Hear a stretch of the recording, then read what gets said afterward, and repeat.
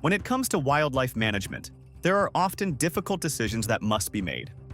Some decisions are more controversial than others, and a recent decision regarding bears in the largest state in the US has raised the ire of wildlife advocates and seems to be heading toward a showdown in court. The issue is centered in the wild, rugged lands of southwest Alaska, 40,000 square miles of tundra, mountains, and rivers that stretch farther than the eye can see. This vast region is home to some of the most iconic wildlife in the world, including Alaska's brown and black bears. These animals are at the center of this legal and environmental battle, raising serious questions about constitutional rights and the balance between people and nature. Last week, the Alaska Wildlife Alliance and the Center for Biological Diversity filed a lawsuit against the Alaska Board of Game, arguing the board violated the Alaska Constitution by approving a controversial predator control program, allowing for the killing of an unlimited number of brown and black bears until the year 2028.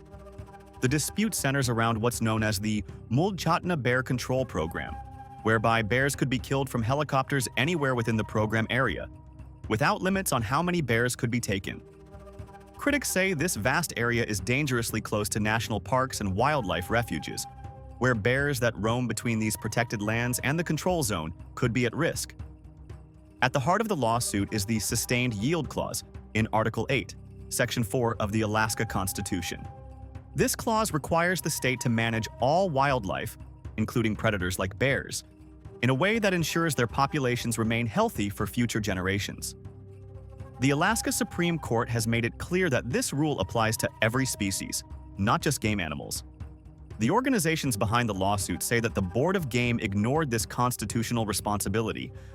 The Board of Game created a program as large as the entire state of Kentucky, with no controls or measures on the impacts to bears, said Nicole Schmidt, executive director for the Alaska Wildlife Alliance. I think even those who support predator control have a problem with the Board of Game extending its authority so far, especially when the gunning area borders the most famous bear viewing sites in the world. This isn't the first time the Mulchatna Bear Control Program has been challenged. In 2023 and 2024, under the original version of the plan, state wildlife agents killed 175 brown bears and 5 black bears. The Alaska Wildlife Alliance took that case to court, and in March 2025, the Alaska Superior Court ruled that the program was unconstitutional. The court said the Board of Game had not gathered credible data on bear populations and declared the program invalid.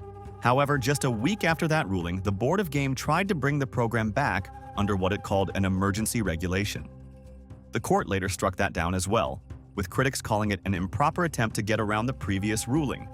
According to wildlife advocates, by the time the court intervened again, 11 more brown bears had been killed. Despite these court orders, the Board of Game voted in July to reinstate the Mulchatna Bear Control Program. Advocates say this was done without collecting the population studies that the court said were required. The new version authorizes aerial bear killing until 2028.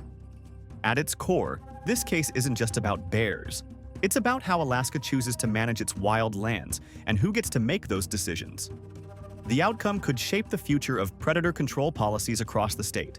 As the lawsuit moves forward, it challenges all Alaskans and all Americans to think carefully about how we balance human interests with the protection of wildlife that makes places like Alaska so unique.